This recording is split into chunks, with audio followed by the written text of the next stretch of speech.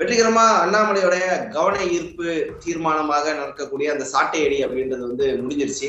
அது சக்சஸ் நினைக்கிறீங்களா, ஃபெயிலியர்னு நினைக்கிறீங்க? இந்த குற்றவாளியை தான் சவுக்கால் அடிச்சிருக்கணும். இன்னைக்கு நம்ம சட்டத்தை கையில எடுக்க கூடாது என்ற காரணத்தினால அந்த கோபத்தை, அந்த ஆதங்கத்தை வெளிக்காட்டுவதற்கு இறைவனிடம் முறையிட்டு தன்னை தானே வருத்தி கொண்டு, என்னைக்குமே நினைவு இருக்கும், அது தன்னை தானே வருத்தி கொண்டு இந்த நிலைக்கு காரணம் யாருங்க, இந்த நிலையை மாற்ற வேண்டும் என்பதற்காக அவர் இதை செஞ்சிருக்காரு. பெண்ணுக்கு பிரச்சனை, தேசத்துக்கு பிரச்சனை, தெய்வத்துக்கு பிரச்சனை. இது சாதாரண பிரச்சனைகள் கிடையாது, சாதாரண தவறுகள் கிடையாது.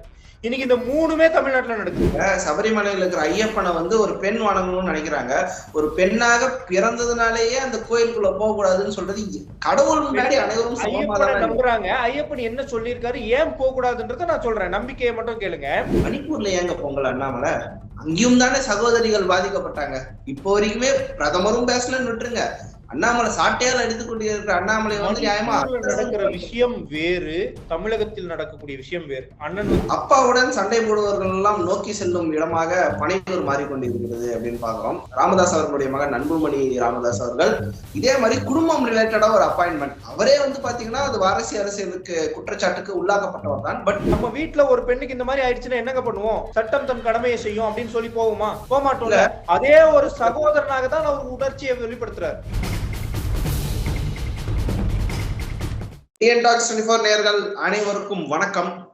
பல நிகழ்வுகள் சமீப சில நாட்களாகவே தமிழகம் ஒரு பரபரப்பாகவே இயங்கிக் கொண்டிருக்கிறதுன்னு சொல்லலாம். குறிப்பாக அரசியலை பொறுத்த வரைக்கும் திடீர்னு ஒரு லாங்கான கேப் இருக்கும். ரொம்ப நாள் எதுவுமே நடக்காது, ஆக்டிவான பாலிடிக்ஸே இல்லாம இருக்கிற மாதிரி இருக்கும். திடீர்னு பாத்தீங்கன்னா எக்கச்சக்கமான ஒரு கண்டென்ட்டா இருக்கும். அந்த மாதிரி அண்ணாமலை அவர்கள் சமீபத்துல நடத்தி இருக்கிற அரசியல் அப்படின்றது ஒரு கண்டென்ட்டுக்கான அரசியலா, இல்லை ஒரு கவனம் ஈர்ப்பதற்கான அரசியலா, இல்லை உண்மையிலே அக்கறையான அரசியலா அப்படின்ட்டு நிறைய பேச வேண்டியிருக்கிறது. நம்முடன் தேசியத்தை முன்னெடுத்து நடத்தும் அரசியல் கட்சியான தேசிய பொது உடைமை கட்சியின் நிறுவன தலைவரான சசிகரன் அவர்கள் இணைந்திருக்கிறார். வணக்கம் sir, welcome to the show. வணக்கம், நன்றி. வெற்றிகரமா அண்ணாமலையோட கவன ஈர்ப்பு தீர்மானமாக நடக்கக்கூடிய அந்த சாட்டையடி அப்படின்றது முடிஞ்சிருச்சு. அது சக்சஸ் நினைக்கிறீங்களா, ஃபெயிலியர்னு நினைக்கிறீங்களா? பல பேருடைய மனதுல பார்த்தோம் அப்படின்னா ஒரு எழுச்சி ஏற்பட்டிருக்கு அப்படின்னு சொல்லலாம். அதாவது கிண்டல் பண்றவங்க கிண்டல் பண்ணுவாங்க, அது நம்ம புறம் பேசுபவர்கள் பேசிக்கொண்டேதான் இருப்பாங்க. ஆனா வெகுஜன மக்கள்ல பாருங்க, நமக்காக நம்மளுடைய ஒரு தமிழ்நாட்டு பெண் தன்னுடைய சகோதர சகோதரியாக நினைத்து ஒருத்தர் களத்துல நிக்கிறாரு அப்படின்ற எண்ணம் வெகுஜன மக்களுக்கு வந்திருக்கு. சோ அவர் மட்டும் நிற்கக்கூடாது, நாம் எல்லாரும் சேர்ந்து நிக்கணும் என்ற எண்ணமும் வந்திருக்கு. இல்ல, இது ஒரு சோசியல் மீடியாலாம் அவங்களே சாட்டையில அடிச்சுக்கிறது, இதெல்லாம் நிறைய ட்ரோல்ஸ் போயின்னு இருக்குது. அது சக்சஸ் ஆயிருக்குன்னு நினைக்கிறீங்களா நீங்க? அதான் சொல்றேனே, வெகுஜன மக்களுக்கு அது எப்படி போய் சேரணுமோ அப்படி போய் சேர்ந்திருக்கு. இந்த விமர்சனம் செய்பவர்களுக்கு வேற வேலை இல்லை, விமர்சனம் செஞ்சுட்டு இருப்பாங்க. இன்னொன்னு பாத்தீங்கன்னா, இவரை விமர்சனம் செய்வதனாலதான் அவர் வாழ்க்கை நடத்த முடியும், அதனால விமர்சனம் செஞ்சுட்டு இருக்காங்க. பார்த்தோம் அப்படின்னா அந்த குற்றவாளியை தான் சவுக்கால் அடிச்சிருக்கணும். இன்னைக்கு நம்ம சட்டத்தை கையில எடுக்க கூடாது என்ற காரணத்தினால அந்த கோபத்தை, அந்த ஆதங்கத்தை வெளிக்காட்டுவதற்கு இறைவனிடம் முறையிட்டு தன்னை தானே வருத்தி கொண்டு, என்னைக்குமே நினைவு இருக்கும், அது தன்னை தானே வருத்தி கொண்டு இந்த நிலைக்கு காரணம் யாருங்க, இந்த நிலையை மாற்ற வேண்டும் என்பதற்காக அவர் இதை செஞ்சிருக்காரு. இது மக்களுக்கு நல்லா தெரியும், கரெக்டா தெரியும். பட் மக்கள் ஆக்சுவலா பாத்தீங்கன்னா இந்த பெண்ணுக்கான நீதி கேட்பது அப்படின்றதுதான் ஒரு முக்கியத்துவமான ஒரு விஷயமா டிஸ்கஷன்ல இருந்திருக்கும். பட் அண்ணாமலை தன்னை தானே சவுக்கால் அடித்துக் கொண்டார். இதுதானே இப்போ இதுவா இருக்குது. அந்த நீதி கேட்பு அப்படின்னு அண்ணாமலை மேல ஒரு போக்கஸ் திருப்புற மாதிரி ஒரு அரசியலா தானே இருந்தது. எதுக்கு அடிச்சுக்கிட்டார்? அதாவதுங்க, 3 தவறுகள் வெறும் தவறுகள் அல்ல, அது மிகப்பெரிய குற்றங்கள், தேசத்தை அழிக்கக்கூடிய குற்றங்கள்.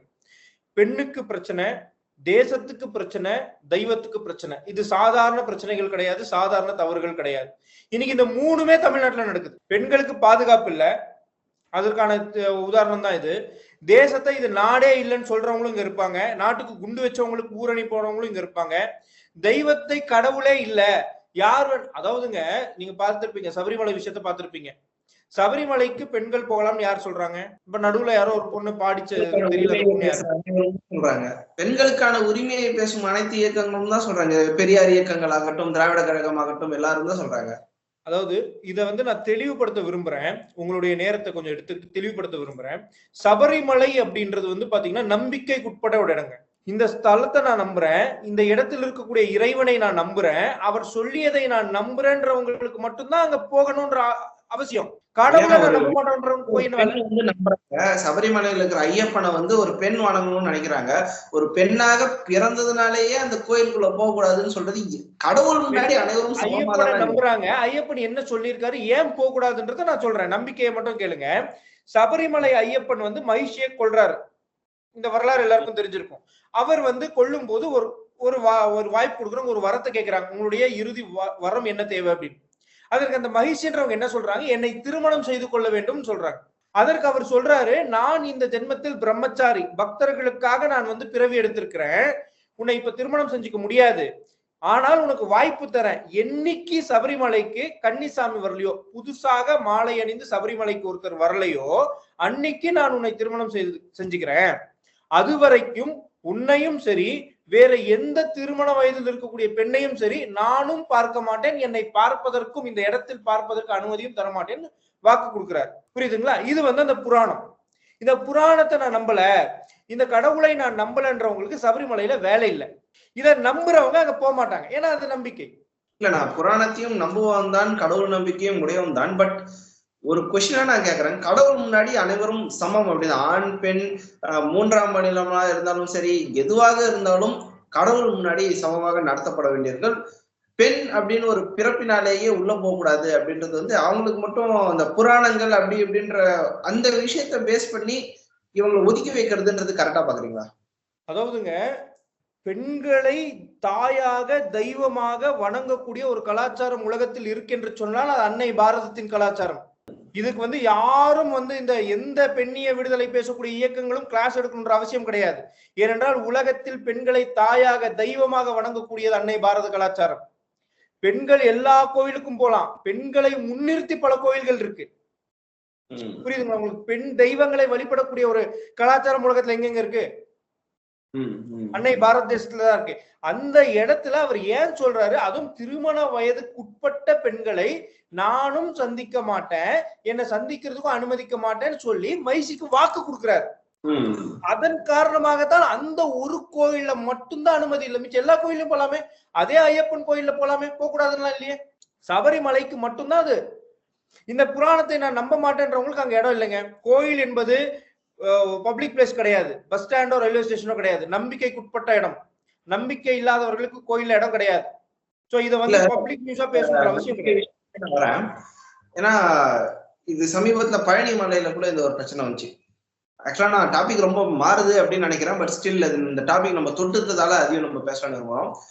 இந்து மத கடவுள் மீது பழனிமலை முருகன் மீது நம்பிக்கை இருக்கணும், நெக்ஸ்ட் ஐயப்பன் மீது நம்பிக்கை இருக்கணும், அப்பதான் வரணும் அப்படின்ற மாதிரி திரும்ப திரும்ப திரும்ப அந்த புராணம் அப்படின்ற ஒரு விஷயத்து மேல 1008 ரெஸ்ட்ரிக்ஷன் போட்டா ஒரு முஸ்லீமா இருக்கிறவங்க நம்பிக்கையா இருக்கிறவங்க பரப்பக்கூடாது. கீழே பாத்தீங்கன்னா ஒரு மசூதி கூட இருக்கும் நம்ம சபரிமலை போகும்போது, அங்க இந்துக்கள் எல்லாம் போயிட்டு தான் வராங்க.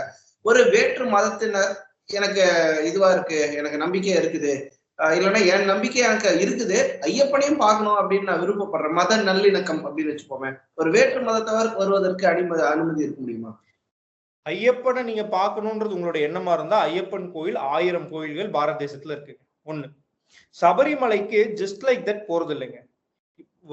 விரதம் இருந்து அதற்காக நேர்த்தி, எப்படிப்பட்ட மனிதனாக இருந்தாலும் விரதம் இருந்து அவங்க அந்த தன்னை தானே வருத்தி கொள்ளக்கூடிய அளவிற்கு அந்த விரதத்தை இருக்கிறாங்க. காலையில சீக்கிரமா இல்லணும், பச்சை தண்ணியில குளிக்கிறோம், இப்படிப்பட்ட விரதம் இருந்து தான் போய் அந்த இறைவனை தரிசித்து பலன் பெறக்கூடியவர்கள் கோடிக்கணக்கான பக்தர்கள் இருக்காங்க நாட்டுல. புரியுதுங்களா? அப்படிப்பட்ட ஒரு ஸ்தலத்துக்குன்னு ஒரு புராணம் இருக்கு. இப்ப திருப்பதிக்கு போறீங்கன்னா அங்க எப்படி போகணுன்றது ஒரு புராணம் இருக்கு. நான் ஷார்ட்ஸ் போட்டு போறேன், நான் கடவுளை தான் பார்க்க போறேன்னு அனுமதி பண்ணிடுவாங்களா? ஏதாவது ஒரு வழிபாட்டு ஸ்தலத்துல, கோயிலை விட்டுருங்க, வேற ஏதாவது வழிபாட்டு ஸ்தலத்துல இந்த மாதிரி கேள்வி எழுப்ப முடியுமா? அததான் நம்ம சொல்றோம், இறைவனை கேலி செய்பவனுக்கு கோவில்ல இடம் கிடையாதுங்க. அது பேர் மத நல்லிணக்கம் கிடையாது. நீ என்ன வேணா பேசிக்கோ, எப்படி வேணா பேசிக்கோ, கடவுளையே நம்பாத, சும்மாவா போட்டோ எடுத்துட்டு போனா அதுக்கு இடம் கோவில் கிடையாது. கோவிலுக்கு போனா சாமியை கும்பிடணும், பயபக்தியோட இருக்கணும், பயபக்தியோட வெளியில வரணும், அதுக்குதான் கோவில் இடம். போய் நீ கும்பிடுறவனையும் தொந்தரவு பண்றேன், நான் சும்மா வேடிக்கை பார்க்க வந்தேங்க அப்படின்னா வெளியில போய் வேடிக்கை பாருங்க, கோயிலுக்குள்ள கிடையாது. கோயில் என்பது நம்பிக்கைக்குரிய இடம். அங்க பிறப்பால் வரணும் அப்படின்லாம் நான் சொல்லல. யார் வேண்டுமானாலும் வரலாம். இறைவனை நம்பக்கூடியவர்கள், அந்த ஸ்தலத்தை நம்பக்கூடியவர்கள், பயபக்தியோட வருபவர்கள் யார் வேண்டுமானாலும் வரலாம். அந்த ஸ்தலத்துடைய புராணத்தை முழுமையாக ஏற்பவர்கள் தான் வரணும். யார் வேண்டுமானாலும் வரலாம், கருவறைக்கு வெளியே நிற்கலாம், அதுதானே சொல்ல வரீங்க? அது ஒரு ப்ரொசீஜருங்க. கருவறைக்கு வெளியில நிக்கணும் அப்படின்னா கருவறைக்குள்ள யாருங்க போறாங்க? வானத்துல இருந்து குதிச்சா போறாங்க?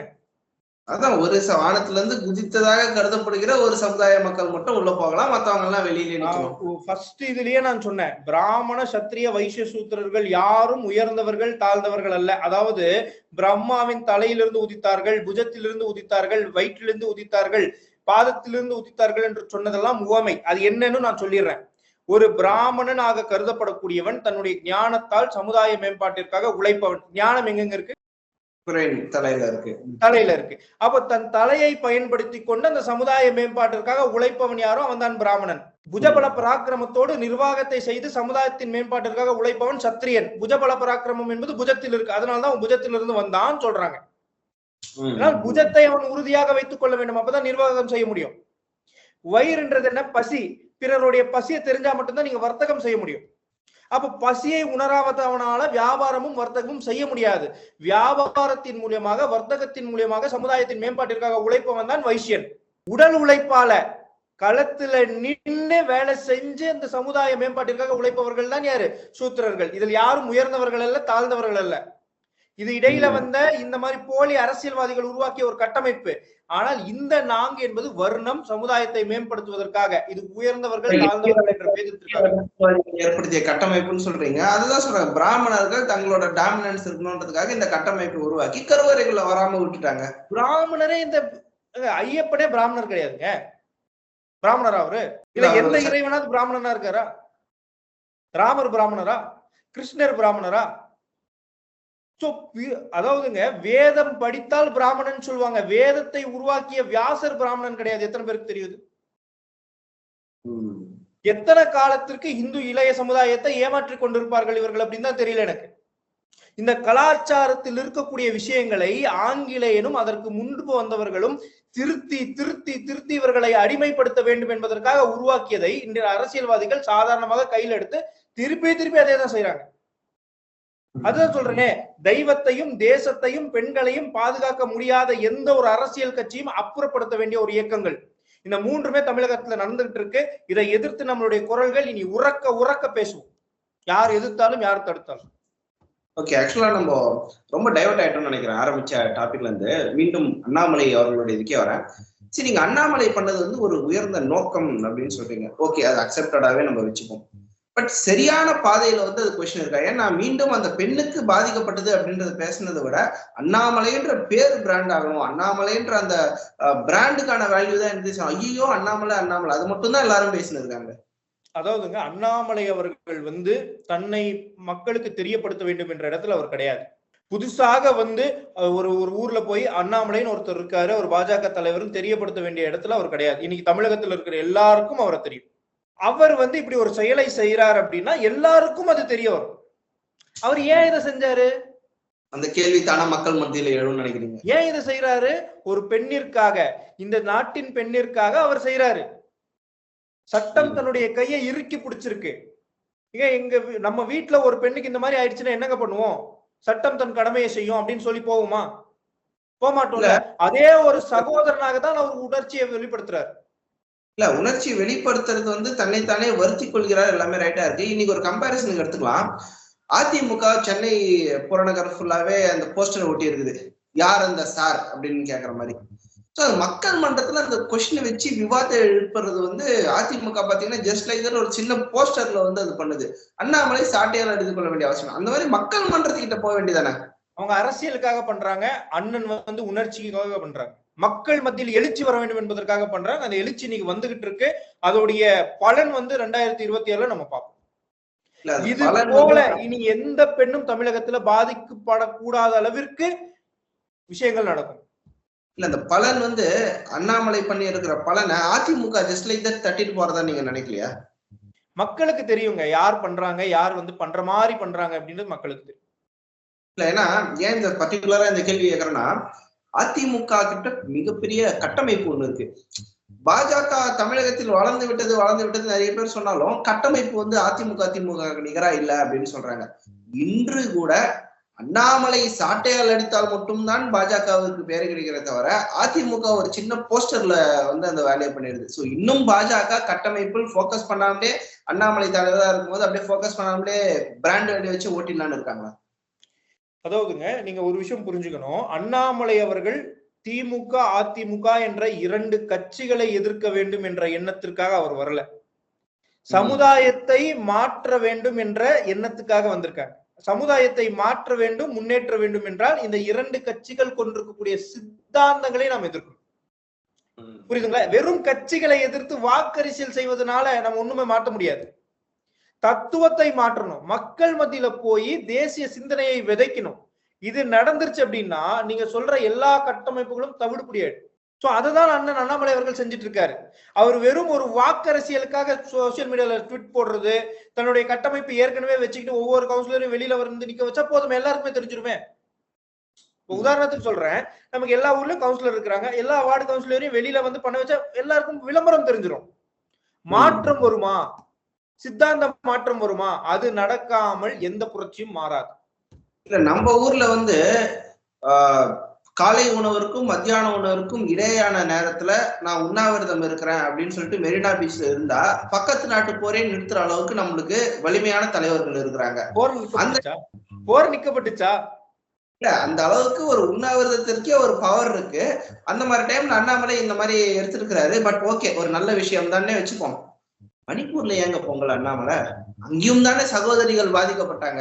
இப்போ வரைக்குமே பிரதமரும் பேசலன்னு விட்டுருங்க, அண்ணாமலை சாட்டையால் அடித்துக் கொண்டிருக்கிற அண்ணாமலை வந்து நியாயமா நடக்கிற விஷயம் வேறு, தமிழகத்தில் நடக்கக்கூடிய விஷயம் வேறு. அண்ணன் வந்து தெளிவா விளக்கம் கொடுத்தாரு. உங்களுக்கு மணிப்பூர்ல நடக்கிற விஷயத்த பத்தி தெரிஞ்சுக்கணுமா? வாங்க, நான் கூட்டிட்டு போறேன் மணிப்பூர். 1947 வந்து பாத்தீங்க அப்படின்னா ஒரே நாள்ல பல லட்சம் இந்துக்கள் கொன்று குவிக்கப்பட்டாங்க. அது வந்து நீங்க பெண்ணிய எதிர்ப்புன்னு பாக்குறீங்களா, மத கலவரம்னு பாக்குறீங்களா? அது மத கலவரம் தான். 1924 கேரளா மாஃப்ரா கலவரம் நடக்கும் பொழுது 1 லட்சம் இந்து பெண்கள் வந்து கற்பழிக்கப்பட்டாங்க ஒரே நாள்ல.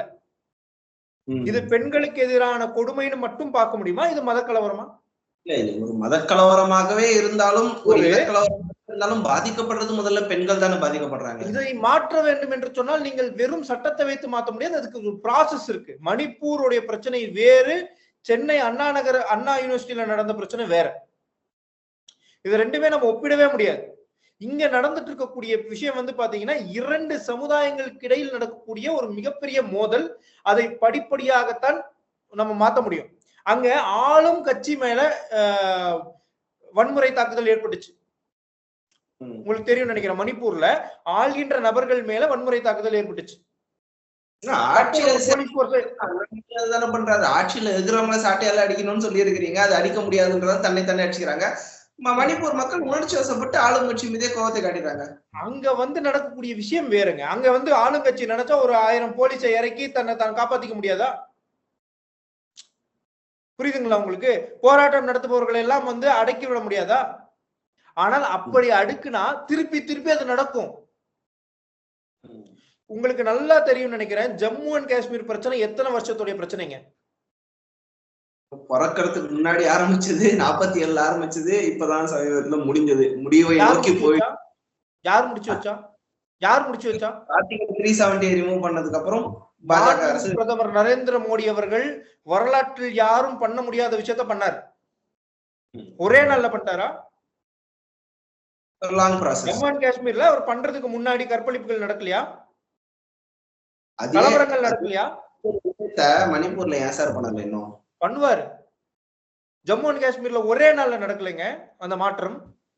படிப்படியாக கொண்டு வந்து இன்னைக்கு ஜம்மு அண்ட் காஷ்மீர் மக்கள் வந்து தன்னுடைய புது வாழ்க்கையை பாக்குறாங்க. அந்த நிலை மணிப்பூருக்கும் வரும். புரியுதுங்களா? அதை கொண்டு வந்து தமிழ்நாட்டில் வந்து நீங்க கம்பேர் பண்றதுன்றதே தவறான ஒரு விஷயம். இல்ல, அந்த நிலை மணிப்பூருக்கு வரும் அப்படின்னு நீங்க சொல்றதை வந்து நான் எப்படி இன்டர்பிரேட் பண்றேன்னா, இருக்கிற ஆட்சியை பாஜக ஃபர்ஸ்ட் காப்பாத்திக்கணும்னு பாக்குறாங்க. காஷ்மீர்ல ஆட்சி இல்ல, அதனால உள்ள மணிப்பூர்ல ஆட்சி கலைக்க மாட்டேங்கிறாங்க. கொல்கத்தால எதிர்கட்சியாக இருக்கக்கூடிய பாஜக அங்க ஆர்ஜிகர் காலேஜ்ல நடந்தபோது அவ்வளவு ஆர்ப்பாட்டங்கள் நடத்தினாங்க. மம்தா பானர்ஜி அவர்கள் கட்சியை எதிர்த்து அவர்களே ஆர்ப்பாட்டம் பண்ணாங்க. ஆனாலும் மத்திய அரசு வேடிக்கை தான் பார்த்து கொண்டிருக்கிறது. ஒரு சட்டம் ஒழுங்கு சீர்கேடு பண்ண முடியல. தமிழ்நாட்டுக்கு சாட்டையெல்லாம் எடுத்துக் கொள்கிறார். ஆனா கண்டிப்பா ஆட்சியை கலைக்க மாட்டீங்க. ஏன்னா உங்களுக்கு அரசியல் ஆதாயம் இருக்கிற வரைக்கும் அங்க வேடிக்கை பார்ப்பீங்க. காஷ்மீர்ல அரசியல் ஆதாயம் இல்லைன்னு உடனே முடிச்சு வச்சிட்டீங்க. மாண்புமிகு பிரதமர் நரேந்திர மோடி அவர்கள் பிரதமரான பிறகு எந்த ஆட்சியை கழிச்சாரு? அதுதாங்க, எங்கெல்லாம் ஆட்சி கலைக்க முடியுதோ அங்க கலைக்காம அரசியல் பண்ண வேண்டியது. வாய்ப்பே மக்களால் தேர்ந்தெடுக்கப்பட்ட அரசுக்கு வாய்ப்பும் மரியாதையும் கொடுக்க வேண்டும் என்ற ஒரு ஜனநாயக தலைவன் மாண்புமிகு பிரதமர் நரேந்திர மோடி அவர்கள். பட் ஆனா காஷ்மீர்ல ஆட்சியை கலைத்துதானே 370 இம்ப்ளிமெண்ட் பண்ணாங்க. ஆர்டிகல் 370 என்பது தேசத்துக்கு எதிரானது. ஜம்மு அண்ட் காஷ்மீர் தன்னை இந்தியால ஒரு ஸ்டேட் என்றே ஒத்துக்கொள்ளாத ஒரு மாநிலமாக இருந்தது. அது தேசத்துக்கு எதிரான ஒரு சித்தாந்தம். அங்க மாநிலத்துக்குள்ள ஒரு சண்டை கிடையாது, மாநிலம் தேசத்தையே எதிர்க்கக்கூடிய ஒரு சண்டை. அங்க தீவிரவாதம் இருந்தது. புரியுதுங்களா? ஒருத்தர் கேன்சர் வருது, ஒரு ட்ரீட்மெண்ட் கொடுக்குறீங்க. ஏன் ஒருத்தருக்கு இருமல் அந்த ட்ரீட்மெண்ட் கொடுக்கலன்னு கேட்டா என்ன சொல்றது? கேன்சர் வந்தவங்களுக்கு கேன்சர் ட்ரீட்மெண்ட் தான் கொடுக்கணும், இருமல் வந்தவங்களுக்கு இருமல் ட்ரீட்மெண்ட் தான் கொடுக்கணும். யாருக்கு எந்த ட்ரீட்மெண்ட் கொடுக்கணும் டாக்டருக்கு தான் தெரியும். வெளியில இருந்து வேடிக்கை பார்க்கறவங்களுக்கு தெரியாது. இந்த தேசத்திற்கு எந்த பிரச்சனை, அந்த பிரச்சனைக்கு என்ன தீர்வு கொடுக்க வேண்டும் என்று முழுமையாக அறிந்த ஒரு நபர் தான் நம்முடைய மாண்புமிகு பிரதமர் நரேந்திர மோடி அவர்கள். ஒருவேளை இப்படி ஒரு சினாரியோ நான் கொடுக்க விரும்புறேன். மணிப்பூர்ல ஆட்சி கலைக்காததுக்கு காரணம் பிஜேபி ஆட்சி அங்க இருக்குது. ஒருவேளை கொல்கத்தால இருந்து திரிணாமுல் காங்கிரஸ்ல இருந்து ஒரு 40 எம்எல்ஏ ஷிண்டே மாதிரி யாராவது பிரிச்சு வந்திருந்தாங்கன்னா அங்கேயும் ஆட்சி கலைக்காம ஆட்சி அப்படியே நிலைக்க பார்த்திருப்பாங்க. அது முடியல. தமிழ்நாட்டிலும் திமுகவில இருந்து யாரும் வரல. அதனால வெயிட் பண்ணிருக்காங்க பிஜேபி. உங்களுக்கு நினைவு இருக்குன்னு நினைக்கிறேன், காங்கிரஸ் ஆளும் பொழுது பெரும்பான்மை கொண்ட மாநில அரசுகள் கழிக்கப்பட்டுச்சா இல்லையா? பெரும்பான்மையாக கழிக்கப்பட்டது. அப்போ ஒரு மத்திய அரசு நினைச்சா மாநிலத்தில் இருக்கக்கூடிய அரசு எவ்வளவு வலிமை ஆனாலும் கலைக்க முடியுமா? முடியாது. முடியும், நிச்சயமாக முடியும். தகுந்த காரணங்கள் இருக்கும்போது நிச்சயமாக முடியும். காரணம் உருவாக்கிக்கலாம். 1980 புரட்சி தலைவர் அவருடைய ஆட்சி கலைக்கப்படும் போது என்ன காரணம்? இல்ல, அதுக்கப்புறம் 96ல எஸ்ஆர் பொம்மாய் அவர்களுடைய போராட்ட முயற்சி காரணமாக இப்போ அது ரெஸ்ட்ரிக்ஷன் ஆயிடுச்சு. ஒருவேளை அந்த ரெஸ்ட்ரிக்ஷன் தான் இப்ப பாஜகவை கொஞ்சம் கட்டுப்படுத்தி இருக்கு. அவர் ஜனநாயக தலைவர். மக்களால் தேர்ந்தெடுக்கப்பட்ட அரசை கலைக்க கூடாது. தேச விரோதமாக நடக்காத வரையில் அத்தனை வாய்ப்புகளும் அவருக்கு கொடுக்க வேண்டும். மக்கள் மத்தியில் புரிதலும் விழிப்புணர்வும் கொண்டு ஆட்சியை மாற்ற வேண்டுமே தவிர தன்னுடைய அதிகாரத்தை பயன்படுத்தி ஆட்சியை கலைக்க கூடாது என்பதை உணர்ந்தவர், தெரிந்தவர், அதை போல் நடப்பவர் தான் மாண்புமிகு பிரதமர் நரேந்திர மோடி அவர்கள். அதனால கழிக்கப்படலையே தவிர வேற எந்த அரசியல் கணக்கும் கிடையாது. இன்னைக்கு சொல்றேங்க, எங்கெல்லாம் பாஜக இல்லைன்னு சொல்றீங்களோ அங்கெல்லாம் பாஜக வரும். Maybe now R later, but definitely. Okay. So ஆட்சியை கலைக்கிறதுனால நம்ம அங்க வரமாட்டோமோன்ற அச்சம் இருக்க வேண்டிய அவசியம் மாண்புமிகு பிரதமர் நரேந்திர மோடி அவர்களுக்கு கிடையாது. ஓகே, நீங்க நரேந்திர மோடி அவர்கள் பேர் எடுத்ததால கேட்கிறேன். இந்த கொஸ்டின் ஆக்சுவலா என்னோட கொஸ்டின் கிடையாது. அது தொடர்ந்து ஒரு கொஸ்டின் வரும். நரேந்திர மோடி அவர்கள் ஜனநாயகத்திற்கு ஆபத்தான விஷயம் அப்படின்னு கருதக்கூடிய ஒரு விஷயம் குடும்ப அரசியல் சொல்லுவாங்க. சோ தேசத்திற்கே எதிரான விஷயம் இந்த குடும்ப அரசியல் நினைக்கிறீங்களா? குடும்ப அரசியல் அப்படின்றதுங்க, நான் எப்பயும் ஒரு தத்துவத்தை நம்புவேங்க. தன்னுடைய தத்துவத்தை ஏற்று வருபவன் தான் வாரிசு. வாஜ்பாய் அவர்களுக்கு நரேந்திர மோடி அவர்கள் கொள்கை சார்ந்த வாரிசை தவிர தன் ரத்தத்தால் வந்தவன் கிடையாது. புரட்சி தலைவருக்கு புரட்சி தலைவி அவர்கள் கொள்கை சார்ந்த வாரிசை தவிர ரத்தத்தில் வந்தவர்கள் கிடையாது. ஏன் பேரறிஞர் அண்ணா அவர்களுக்கு கலைஞர் அவர்களே தன்னுடைய தத்துவத்தால் வந்தவரை தவிர ரத்தத்தால் வந்த வாரிசு கிடையாது. ஸ்டாலின் அவர்கள் தத்துவத்தால் ஈர்க்கப்பட்டு வந்த வாரிசாக யாரு? ஸ்டாலின் அவர்கள் கலைஞர் தத்துவத்தால் ஈர்க்கப்பட்டு வந்த வாரிசாக இருக்கலாம்ல. அவங்க சொல்லிக்கலாம், ஆயிரம் சொல்லலாம், அவங்க என்ன வேணா சொல்லலாம். நான் சொல்ல வரேன், தத்துவத்தை ஏற்றி வருபவன் தான் வாரிசே தவிர ரத்தத்தால் வந்தவன் என்பதற்காக முதன்மை கொடுக்கப்படுறீங்க அப்படின்னா அந்த இடத்துல ஜனநாயகம் வீழ்த்தப்படுதுன்னு. சரி, இந்த கொஸ்டின் நான் ஏன் ஃப்ரேம் பண்ணேன்னா, இப்போ அந்த தத்துவம் அப்படின்றது ஃபெயில் ஆகுது. சமீபத்துல அப்பாவுடன் சண்டை போடுவர்கள் எல்லாம் நோக்கி செல்லும் இடமாக பனையூர் மாறிக்கொண்டிருக்கிறது அப்படின்னு பாக்குறோம். ராமதாஸ் அவர்களுடைய மகன் அன்புமணி ராமதாஸ் அவர்கள் இதே மாதிரி குடும்பம் ரிலேட்டடா ஒரு அப்பாயின்மெண்ட். அவரே பாத்தீங்கன்னா அது வாரிசு அரசியலுக்கு குற்றச்சாட்டுக்கு உள்ளாக்கப்பட்டவர் தான். பட் மீண்டும் குடும்பத்திலிருந்து இன்னொரு வரக்கூடாதுன்றாங்க. இது குடும்ப சண்டையா மட்டும் பாக்குறதா இல்ல கட்சி சண்டையா பாக்குறதா? இது ஆரோக்கியமான அரசியல்? பாமகன்றது தமிழ்நாட்டுல ஒரு இம்பாக்ட் கிரியேட் பண்ணக்கூடிய பார்ட்டி. அதில் ஒரு குழப்பம் அப்படின்றது தமிழக அரசியலே நடக்கக்கூடிய குழப்பம். இது எப்படி அது போகிறது பெட்டர்னு நினைக்கிறீங்க? அதாவதுங்க, அது வந்து உட்கட்சி பிரச்சனை. அதுல வந்து 3வது மனிதன் தலையிட்டு பிரச்சனையை வந்து பெரிசாக்கி தான் ஆதாயம் தேட வேண்டும் என்று நினைப்பவர்கள் பேசுவாங்க. ஒண்ணு. நாம வந்து பாத்தீங்கன்னா மட்டும் நினைக்கல. இப்ப வந்து அவங்க தேச நலன் சார்ந்து சிந்திக்கக்கூடிய பாஜகவின் கூட்டணியில் இருக்கிறாங்க. ஏன்னா இந்த தேர்தல்ல குறிப்பாக நரேந்திர மோடி அவர்கள் தான் மீண்டும் பிரதமராக வேண்டும் அப்படின்னு சொல்லி பாஜக 18% கூட்டணியோட வாங்கினதுல பாமக பங்கு ஒண்ணு இருக்கிறது. நரேந்திர மோடி அவர்கள் பிரதமர் ஆகணும் அப்படின்றதுல அனைவரும் ஒருமித்த கருத்து. அவங்க ஈகோ பிரச்சனை கூட இருந்திருக்கலாம். பட் மோடி விஷயத்துல எல்லாருமே ட்ரூவா இருந்தாங்க. சோ இந்த குழப்பம் அப்படின்றது அந்த அலையன்ஸுக்கே ஒரு ஷிஃப்டா இருக்கும்னு நினைக்கிறீங்களா? இது வந்து அந்த குழப்பம் தானாக, எப்படி தானாக குழப்பம் வந்ததோ தானாக தெளிவு வந்துடும். புரியுதுங்களா? வேற யாரும் உள்ள போய் குட்டையை குழப்பாம இருந்தா சரி. தானாக வந்த குழப்பம் தானாக தெளிவு பெற்றுடும். வேற யாரும் அதுல வந்து கட்சிகளில் குட்டையை குழப்புவதில் வல்லவர்கள் அப்படின்னு ஒருவேளை பாஜக குழப்பிய குட்டை தானோ இது? பாஜக இதனால என்ன ஆதாயம்? இதனால என்ன ஆதாயம்? ஒரு துளி ஆதாயம்? அது ஆதாயம் எதுவும் கிடையாது நிச்சயமாக. சோ அது ஆக்கப்பூர்வமான விமர்சனங்களுக்கு நம்ம பதில் சொல்லலாம். விமர்சிக்கணுமே அப்படின்னு விமர்சிக்கிறாங்கன்னா விமர்சிச்சுட்டு போட்டோம் அப்படின்னு நம்ம இக்னோர் பண்ணிட்டு போக வேண்டியதுதான். சரிங்க, ஃபைனலா ஒரே ஒரு கொஸ்டின் முடிச்சுக்கலாம்னு நினைக்கிறேன். திமுகவுக்கு எதிராக பயங்கரமான எதிர்ப்பலை இப்போதைக்கு இருக்கிறதா வந்து பாக்குறோம். நீங்க பேசுறதாகட்டும், நிறைய உதாரணங்கள், பால் விலை ஏறினது, பஸ் விலை ஏறினது, சொத்து வரியில ஏறினது, மழை வெள்ளம், பெண்களுக்கான பாதுகாப்பு, சட்டம் ஒழுங்கு, போதைப் பொருட்கள், இந்த மாதிரி நிறைய விஷயங்கள் நம்ம சொல்லிட்டு போலாம். ஆனாலும் பாத்தீங்கன்னா 40க்கு 40 அசால்ட்டா வந்து ஜெயிச்சாங்க. மீண்டும் அது தொடர்ந்து கொண்டிருக்கிறது. பல அரசியல் விமர்சகர்கள் வைக்கக்கூடிய வாதம் என்னன்னு வந்து பாத்தீங்கன்னா, பாஜக அதிமுக, பாஜகவுடைய என்டையர் 18% அலையன்ஸ், இவங்களுடைய என்டையர் 23% அலையன்ஸ் தனித்தனியா பிரிஞ்சு இருக்கும்போது மீண்டும் திமுக ஆட்சிக்கு வருவதற்கு வாய்ப்பு இருக்கின்றாங்க. பாஜக அதிமுக 2 பேரும் ஈகோ பிரச்சனையை விட்டு மக்கள் பிரச்சனையாக சிந்தித்து கூட்டணி வைத்தால் நல்லா இருக்கும்னு நினைக்கிறீங்களா? இல்லைன்னா இது ஒட்டாத கூட்டணி தான், நம்ம வந்து தேசத்தின் சித்தாந்தத்தை மட்டும் முன்வைத்து போனது பெட்டர்னு நினைக்கிறீங்களா? 2 விஷயம் சொல்றீங்க. அதாவது இன்னைக்கு வந்து புதுசா இன்னொருத்தரும் வந்திருக்காரு, விஜய் அவர்கள். சோ ஓட் பேங்க் வந்து அங்கேயும் ஒரு ஷிஃப்ட் ஏற்படும். மேபி பெருசா இல்லைனாலும் சிறிய அளவு ஷிஃப்ட் ஏற்படும். சோ இது வந்து பாத்தீங்க அப்படின்னா வெறும் வாக்கரசியலை நம்பி நாம வந்து கூட்டணி கணக்குகள் பண்ணோம் அப்படின்னா தற்காலிகமானது. 2026ல சேர்ந்துக்கலாம், 28ல திருப்பி பிரிய வேண்டிய ஒரு சூழல் ஏற்படும். மக்கள் மத்தியில சித்தாந்த எழுச்சி வந்துருச்சுன்னு வச்சுக்கோங்களேன், இந்த நிலை மாறி. இன்னைக்கு மக்கள் பாதிக்கப்படுறாங்களா இல்லையான்னு நமக்காக சொல்ல வேண்டாம். அவங்க வந்து தன்னுடைய மனசார்ந்து தொட்டு பேசிக்கிட்டா போதும், பாதிக்கப்படுறாங்களா இல்லையா. அப்ப இந்த பாதிப்பை ஏற்கனவே அதிமுகவும் ஆட்சி செஞ்சிருச்சு. புரட்சி தலைவி இருக்கும் பொழுது வேற கணக்கு, இன்னைக்கு வேற கணக்கு. 2016 அப்புறம் ஆட்சி செஞ்சுட்டாங்க.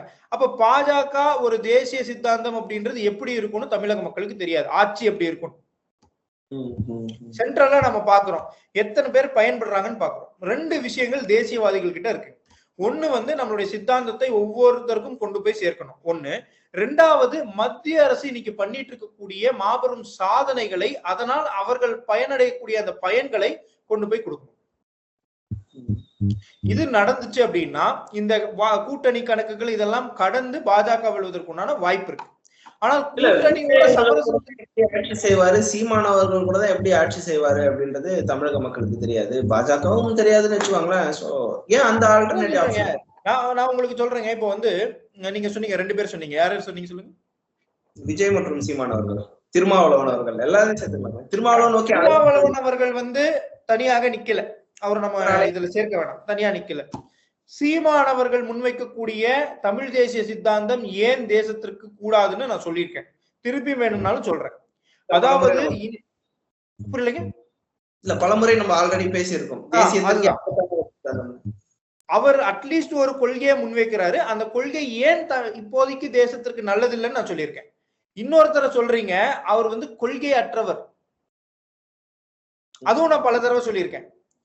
அதாவது தான் வெல்ல வேண்டும் என்ற ஒற்றை கொள்கையை தவிர வேற எந்த கொள்கையும் கொள்ளாத ஒரு தலைவன் தான் வெற்றி பெற்றால் கூட தன்னை சார்ந்து வந்த மக்களுக்கு எந்த விதமான பயனும் இருக்காது, தேசத்திற்கு எந்த விதமான பயனும் இருக்காது.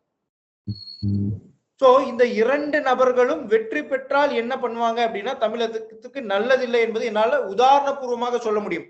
நேரம் இல்லாததுனால நான் சொல்ல இருக்கேன். ஒரு உதாரணபூர்வமாக ஒரு விரிவா இதுக்காகவே நாம வந்து ஒரு காணொலி பண்ணலாம். நிச்சயமாக பண்ணலாம். பட் ஃபைனலா ஒரு கொஸ்டின், விஜய் அவர்கள் வாழ்த்துக்கள் செய்தி நிறைய போட்டிருக்காரு, இரங்கல் செய்தி நிறைய போட்டிருக்காரு. நிஜமா நியூ இயர்க்கான விஷயம் வரும் அப்படின்னு தான் எதிர்பார்க்கிறோம். பட் இந்த சம்பவம் குறித்து, அண்ணா யூனிவர்சிட்டி சம்பவம் குறித்து அவர் பெரிதாக கருத்து எதுவும் தெரிவிக்காமல் அமைதி காப்பது அரசியல் லாபத்துக்காகவா, இல்லை இது அரசியலே பண்ணக்கூடாது அப்படின்ற ஒரு ஜென்யூன் விஷயமா நினைக்கிறீங்களா? என்ன பண்ணணும்னு அவருக்கு குழப்பம், யாரும் தெளிவா சொல்லல, அதனால அவர் வந்து மௌனம் காக்குறாரு. நான் உங்களுக்கு ஏற்கனவே சொல்லியிருப்பேன், கூட இருக்கிறவங்க வந்து இது ஒரு இஷ்யூ, நம்ம இப்படி பண்ணா நமக்கு வந்து வாக்குகள் கிடைக்கும் அப்படின்னா அதை அவர் பண்றதுக்கு தயாரா இருக்காரு. யாரும் எதுவும் சொல்லியிருக்க மாட்டாங்க, அதனால பண்ணாம இருக்காரு. மத்தபடி ஷூட்டிங் பிஸில இருக்கிறதால மேபி அவருக்கு அது தகவல் சென்று சேராமல் இருக்கிறதா அப்படின்ற ஒரு குழப்பமும். தகவல் வந்திருந்தால் கூட நம்ம இப்ப என்ன ரியாக்ட் ஆனா எப்படி நடக்கும்ன்றது தெரியல, அதனால அவர் ரியாக்ட் ஆகாம இருக்காரு. அதாவதுங்க ஒரு விஷயம் தான் நான் சொல்ல விரும்புறேன். ஒரு தலைவன் என்பவன் நான் செய்யக்கூடிய செயலால் என்ன வரும் என்பதை தெரிந்து கொண்டு செய்பவனாக இருக்க வேண்டும் என்ற அவசியம் இல்லை. தனக்கு லாபம் வரும் என்பதற்காக ஒரு செயலை செய்ய வேண்டும் என்பதற்காக அவசியம் இல்லை. மக்களுக்கு பாதிப்பு வரக்கூடாது என்பதற்காக செயலை செய்பவன் எவனோ அவன் தான் தலைவன். பத்தி நம்மளும் பேசி அந்த குடும்பத்தை வந்து சங்கடப்படுத்தக்கூடாது, மேலும் பாதிப்பு உருவாக கூடாதுன்னு கூட அமைதியா இருக்கலாமே. பெண்ணு பத்தி பேசாதீங்க, குற்றம் செய்த நபரை பத்தி பேசுங்க. நீங்க தப்பிக்கணும்னா 1000 சாக்கு போக்கு சொல்லலாம், குற்றம் செஞ்ச நபரை பத்தி பேசுங்க. மென்மேலும் இது போன்ற தவறுகள் நடக்காம இருப்பதற்கு என்ன பண்ணணும்னு பேசுங்க. எத்தனை படங்கள்ல இந்த மாதிரி ஒரு சீன் வந்திருக்கும், நீங்க வந்து எப்படி பொங்கிருப்பீங்க? திரைப்பட காட்சிகள் வந்திருக்கா இல்லையா? இது நிஜத்துல நடக்குது. இன்னைக்கு நிஜத்தில் நீங்கள் குரல் கொடுக்க வேண்டிய இடத்துல இருக்கீங்க, ஏன் குரல் கொடுக்கல? அதுதான் நான் பேசுங்க. இவர்கள் ஆட்சிக்கு வந்தால் தேசத்திற்கு எந்த பயனும் இல்லை என்பது இதெல்லாம் ஒரு உதாரணங்கள். மிக்க நன்றி சார். ஆக்சுவலா நிறைய விஷயங்கள் வந்து நம்ம பேசியிருக்கோம். இன்ஃபேக்ட் நம்ம வந்து அண்ணாமலை அவர்களுடைய அரசியலில் ஆரம்பித்து சபரிமலை விஷயத்தை கூட ஆக்சுவலா போனஸா நம்ம வந்து இந்த வீடியோல கவர் பண்ணிருக்கோம் அப்படின்னு நான் பாக்குறேன். அண்ட் நேர்களே, ஆக்சுவலா சசிகரன் அவர்கள் நிறைய விஷயம் நம்ம கிட்ட சொல்லியிருக்கிறதுல முக்கியமானது இந்த வீடியோல இருந்து ஒரு டேக் அவே அப்படின்னு நான் நினைக்கிறது வந்து உண்மையில சபரிமலை இஷ்யூ தான். ஒரு கிளாரிட்டி எல்லாருக்குமே கிடைச்சிருக்கும் அப்படின்னு நினைக்கிறேன். ஏன்னா பல நரேட்டிவ் அப்படின்றது செட் பண்றது ஈஸி. ஜஸ்ட் லைக் தட் ஒரு குற்றச்சாட்டு வச்சிடலாம், குற்றச்சாட்டு வைக்கிறது ஈஸி ஆயிடுச்சு. அது இல்ல கரெக்ட் தப்புன்னு ப்ரூவ் பண்ற ஆதாரம் கலெக்ட் பண்றது மிக கடினமான ஒரு விஷயமாக இருக்கிறது. பட் வரலாற்று ஆதாரத்தில் இருந்து, நம்பிக்கை சார்ந்த ஆதாரத்திலிருந்து, புராணங்களில் இருந்து புட்டு வச்சாரு சசிகரன் அவர்கள் அப்படின்னு தான் சொன்னோம். அண்ட் அபார்ட் ஃப்ரம் தட் தமிழக அரசியலோட இன்றைய நிலையும் நிறைய விவாதித்திருந்தோம். அதாவது அதிமுக கட்டமைப்பை வைத்துக் கொண்டு சாதிக்க நினைத்தாலும் மக்கள் மன்றத்தில் வீரியமாக அதை எடுத்து செல்வது அண்ணாமலை அவர்கள் தான் அப்படின்னு சொல்லியிருக்காரு. முக்கியமா பாஜக தேசம் சார்ந்த ஒரு சிந்தனையோட அந்த சித்தாந்தத்தை இங்கு முன்வைக்கும் போது அதற்கு நாம் உறுதுணையாக இருப்போம் அப்படின்றது தேசிய பொது உடைமை கட்சியின் ஒரு கொள்கையாகவும் கூட இருக்கிறது. முக்கியமாக தேசியம் சார்ந்த ஒரு அரசியல் இயக்கமாக அவர்கள் இருக்கிறார்கள். அண்ட் கடைசியா சொன்ன பாயிண்ட் தான் ரொம்ப ரொம்ப முக்கியமானது. விஜய் அவர்கள் இந்த விஷயம் பற்றி பேசாமல் இருக்கிறது தவறான விஷயம் மட்டும் கிடையாது, ஆபத்தான ஒரு முன்னுதாரணம் அப்படின்னாங்க. ஏன்னா நம்மளுக்கு வந்து ஒரு ஓட்டு வருமா இல்லையா அப்படின்றத வச்சு மட்டுமே ஒரு விஷயத்துக்கு நான் ரியாக்ட் பண்றது அப்படின்றது ஆபத்தான ஒரு முன்னுதாரணம். கொள்கையே இல்லாத ஒரு விஷயம் ஆபத்தில் தான் முடியும் அப்படின்னு சொல்லியிருக்காங்க.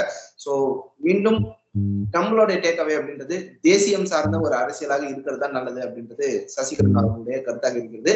நிச்சயமாக இந்த வீடியோவை நான் நிற்க போவதில்லை, மேலும் பல வீடியோக்கள் செய்வோம். மிக்க நன்றி சார். மீண்டும் இன்னொரு வீடியோவில் சந்திப்போம். நன்றி.